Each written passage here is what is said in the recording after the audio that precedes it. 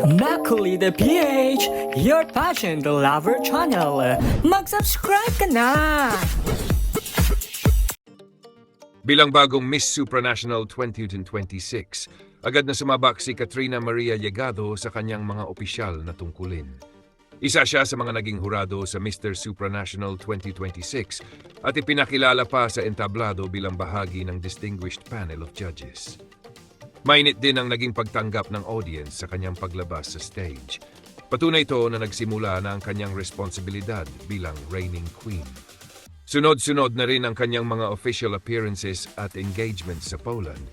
Kaya naman kitang-kita kung gaano siya kaabala sa pagtupad sa kanyang mga tungkulin bilang bagong Miss Supranational 2026.